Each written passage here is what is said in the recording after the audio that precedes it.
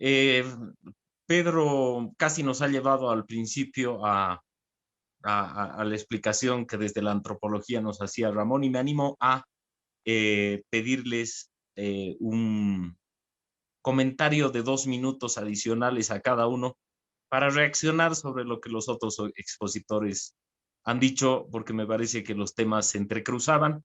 Retorno a Ramón, pasaremos luego a Simón y finalizaremos con Pedro.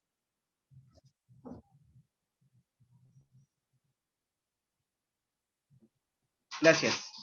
Me parece que hay algunos temas que quedan pendientes.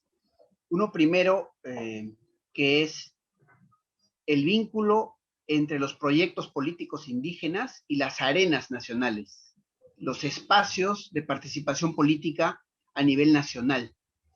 Y allí vemos trayectorias distintas. En el Perú, insisto, el gran problema no es, como muchos pensaban, la inexistencia de poblaciones indígenas. Sí las hay, y muchas. En términos demográficos, Perú es el país en los Andes con la mayor cantidad cuantitativa, ¿no es cierto?, no porcentual respecto al total de la población, de gente que podríamos llamar indígena y que se autodenomina indígena, en la medida que en el Perú tampoco es una situación de inexistencia de una identidad indígena. Los indígenas en el Perú se autodenominan quechuas, aymaras, aguajún, ashánicas, tienen una fuerte conciencia de esa pertenencia y esa identidad. El problema es que en el Perú no existen canales que permitan la proyección de esa existencia en la arena de la política. Eso es lo que está bloqueado. Ese me parece un primer aspecto fundamental. Un segundo, que se vincula con este, tiene que ver con el hecho de que en el conjunto de la región han ocurrido procesos más o menos semejantes, es decir, crisis políticas de los escenarios políticos más amplios, surgimiento de actores indígenas que arremeten en los escenarios políticos de los países, pero que estos procesos han ocurrido con distintas intensidades en unos países y en otros. Perú es el país con una menor intensidad. Y esto se relaciona entonces con un tercer aspecto, que creo resulta fundamental si vemos ahora las experiencias de Eva Copa, ¿no es cierto?, en La Paz, o de Yacu, ¿no es cierto?, y de toda la formación de un conglomerado de poder regional, que viene una alianza de una izquierda fuertemente asentada en la región y de nuevas vertientes del movimiento indígena en el Ecuador, en Cuenca. Es decir, la formación de proyectos políticos que logran incorporar una agenda indígena que va de la mano con la capacidad para levantar un proyecto político para todos. Se trata entonces de actores indígenas que no levantan proyectos particularistas solo para los indígenas, sino que pueden asumir proyectos de transformación social del conjunto del espacio social y político del cual hacen parte. Eso no ocurre en el Perú. En el Perú, los actores indígenas siguen invisibilizados. No hay un margen, Pedro, para la aparición de nuevos actores indianistas, por ejemplo, en el Perú. Las antiguas organizaciones de mucho peso e influencia, que eran más bien campesinos indígenas, han terminado aguzanadas, sin la capacidad de arrastre y representación del pasado. La Confederación Campesina del Perú, por ejemplo, que era la principal, la más importante. Las nuevas organizaciones más claramente étnico-indígenas, como AIDESEP en la Amazonía, o la Coordinadora Nacional de Comunidades Afectadas por la Minería, que llegó a agrupar 1 millar de comunidades en el Perú, ya no existe la CONACAMI, y AIDESEP está en una situación muy crítica. Entonces, en Perú no existe esa agregación, y navegamos entre una invisibilidad de actores políticos indígenas en el juego de la política, fuertes luchas indígenas, pero reducidas a sus propios territorios y en una dispersión a nivel nacional. Es como un sarampión de fuertes espasmos de movilización indígena, lo que vemos en el Perú, en el contexto de la vigencia neoliberal, y un funcionamiento de la política que sigue bastante al margen de esos actores. Entonces, ese es el escenario en el Perú. Creo que es realmente distinto al escenario que se puede ver en Ecuador y en Bolivia. Pero en los tres países encontramos un contexto de desafíos democráticos que son ahora otra vez nuevos y en que los actores indígenas tendrán que asumir el reto de reinventar sus discursos incorporando agendas más amplias, porque en todos lados la opción de aparecer políticamente con influencia pasa por allí. Recuerden el momento en que en Bolivia aparecen y se disputan la figura de Evo Morales con la figura de Alejo Vélez y con la figura del Malcu Felipe Quispe. Fue a Evo Morales quien pudo agregar una demanda indígena étnica trenzada con demandas nacionales y que lo llevó finalmente no solo a ser elegido diputado, sino a ser presidente. Y lamentablemente después a configurar el proceso de transformación política más interesante, incluso de escala nacional, pero que terminó encapsulado en una trayectoria de autoritarismo, ¿no es cierto?, y de desvinculación con los propios movimientos sociales a los cuales planteaba representar con mucho éxito para la escena internacional, por cierto. Bueno, me dejo. Gracias, Ramón. Antes de pasarle la palabra a Simón y para darle 2 minutos de reacciones y comentarios finales, quisiera introducirle además una pregunta de la que me percaté mientras Ramón nos respondía, y es una del señor Lalo Rodríguez, que creo viene de la vertiente antigua de la impugnación del discurso del mestizaje. ¿Cuál es el indio nato si todos somos mestizos? Digamos que es una vieja disputa intelectual americana, diría, y andina. Pero le paso la palabra a Simón y le introduzco además esa pregunta que recibí.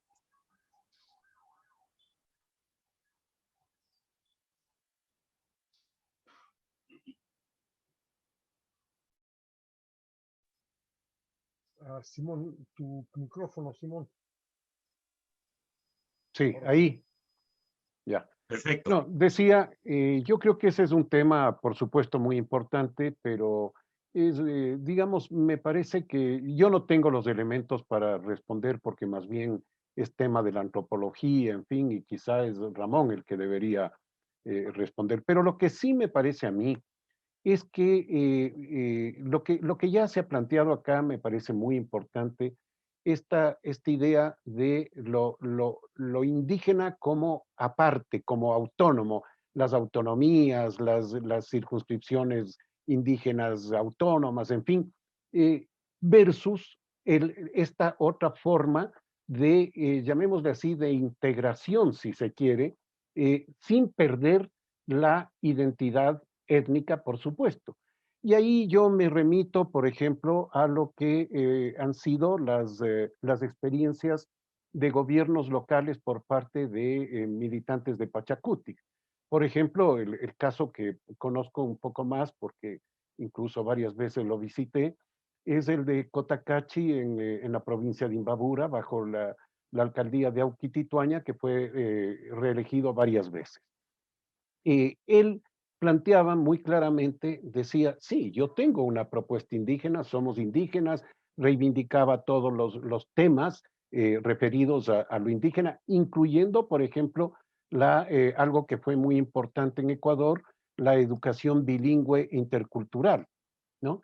Pero decía, yo tengo que gobernar un municipio, un cantón, como se llaman acá, ¿no es cierto?, en donde hay una población heterogénea, donde hay población mestiza y hay población indígena, y no puedo gobernar solamente para los unos. Es decir, ahí hay una comprensión de la democracia que es, digamos, en otros términos, y que permite un mayor avance, creo yo, precisamente a los pueblos indígenas en ese sentido. Yo creo que frente a esto, es importante plantearse cuáles son las formas, digamos así, de, ¿qué diríamos? De construir la nueva sociedad, o sea, un poco de construir esta nación inconclusa a la que hacía referencia el colega Pedro, ¿no es cierto? Es decir, ¿cuál es la forma? Una forma es digamos, la integración, todos somos iguales, es decir, la forma liberal, si se quiere, el liberalismo clásico, todos somos iguales, tenemos derechos de ciudadanía y no hay ningún problema. No, si hay problema, no solo por por las identidades propias, sino también por las exclusiones históricas que vienen trayendo los pueblos indígenas a los que nos referimos y también otros sectores como, por ejemplo, en Ecuador, la población afrodescendiente, ¿no? La otra forma es, llamémosle así, la de integrarnos con las especificidades, es decir, mantener las especificidades. Y esa es la forma compleja, pero que hay que buscarle mecanismos procedimentales para que eso funcione. Es decir, por ejemplo, justamente procedimientos como los de educación bilingüe, pero una educación bilingüe que debería ser no solo para los pueblos indígenas, como se ha planteado, por ejemplo, en el caso ecuatoriano, sino una educación bilingüe para el conjunto de la sociedad. Y extrañamente, fíjense que un país en donde eso digamos, se aplica, es el país que menos aparece en estos aspectos y en muchos, cuando hablamos de América Latina, y es Paraguay, ¿no? En términos estoy hablando del uso del idioma, ¿no? No otros aspectos. Y claro, la otra opción, la tercera opción, es la opción de la secesión, es decir, cada uno por su lado y formamos países diferentes, ¿no? Que puede ser al estilo de la vieja Checoslovaquia, que se separan pacíficamente, o puede ser la Yugoslavia, la vieja Yugoslavia, que se separan con guerra, ¿no? Es decir, creo que la segunda que planteaba, es decir, esta integración respetando las especificidades, en fin, es la vía, pero justamente para eso es necesario el reconocimiento, como lo plantean algunos autores, es decir, esta política de reconocimiento de las identidades, de la diversidad, en fin, y de establecer mecanismos y procedimientos para eso. Eso sería. Muchas gracias, Simón. Antes de pasarle la palabra a Pedro para su cierre, veo que llegan dos pedidos de hacer preguntas de Gonzalo Flores y Walter Guevara, que los pondremos para después del cierre de Pedro, para darle equivalencia de tiempos.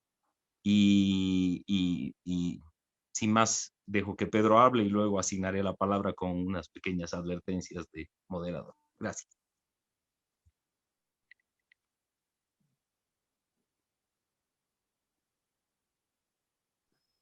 Su micrófono, Pedro, por favor. No se oye nada. Gracias. Sí, perdón. Indicaba que me parece muy importante que nos refiramos siempre a la realidad, qué es lo que podemos constatar o lo que podemos saber incluso cuando de otras épocas a través de las fuentes válidas. Hay algo que dijo Ramón de Perú que me parece muy interesante. O sea, no se constata en Perú y tampoco en Bolivia y no sé en Ecuador luchas históricas que hayan sido, digamos, por la defensa de determinados territorios, de determinados ámbitos, así sean, digamos, físicos o culturales. Lo que se constata es que siempre ha habido un esfuerzo para engarzar la lucha de los indígenas en situaciones políticas que eran comunes. Pero el otro elemento constitutivo es que nunca hubo un empeño de la parte, digamos, criolla para poder integrar, digamos, ese esfuerzo, ese anhelo justamente en la constitución de una lucha política común. Es que entonces es posible, digamos, que el problema sea relativamente simple. O sea, a mi modo de ver, ha habido una hegemonía de una parte de la población que ha impedido la creación, digamos, de un Estado integrado y que sí ha sido un fiasco porque nadie puede poner a ninguno de nuestros países como en el rango del primer mundo, ¿no es cierto?, de algo que sea, digamos, elogioso y digno de ser imitado.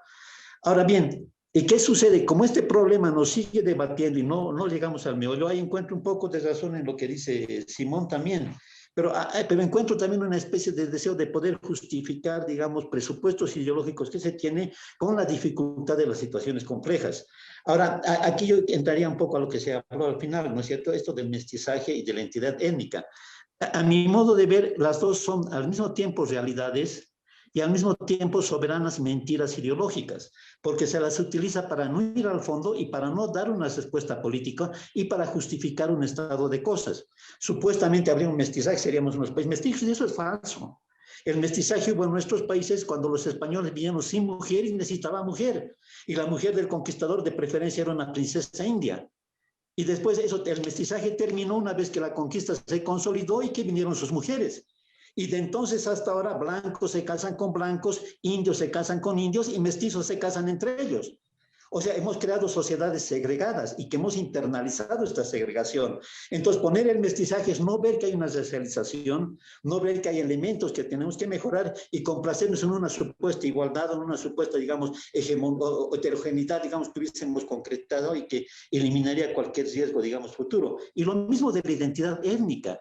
La identidad étnica es una preocupación que hay en los que no tienen identidad, especialmente, digamos, en la academia, en los que están en el poder. ¿Qué deseo de identidad tienen los indígenas? ¿Han visto en Bolivia qué identidad está luchando, digamos, el pueblo del Alto? Un pueblo que está deseoso de agarrar cualquier elemento cultural que le signifique empoderarse. Uno de los arrastres que tuvo Morales, digamos, en Bolivia, fue porque hizo cosas que nada tienen que ver con la identidad cultural, las canchas de césped sintético y las escuelas que se producen en un estilo arquitectónico, digamos, que es aborrecido por muchos de ellos, y la inclusión, digamos, de los elementos de conocimiento que uno le llamaría occidental, etcétera. Entonces, como no se conoce bien los presupuestos, pero se conocen aquello que las dirigencias indígenas reclaman, porque son partes, digamos, que están condicionadas a interpretaciones de la academia, a ONGs, a políticas internacionales, no refleja de ninguna manera el motor profundo. Y el motor profundo de todo pueblo ha sido el empoderamiento. Y el empoderamiento nunca se lo hace escarbando atrás, se hace apoderándose de lo que hay actualmente. Entonces, ambas cuestiones, eso no implica necesariamente que no haya identidad étnica y cada quien tiene su identidad, ¿no es cierto? Pero lo que quiero remarcar es la tremenda distorsión y el riesgo que puede haber en utilizar el mestizaje y la identidad como simples estratagemas para no discutir el fondo del asunto. Gracias, Pedro.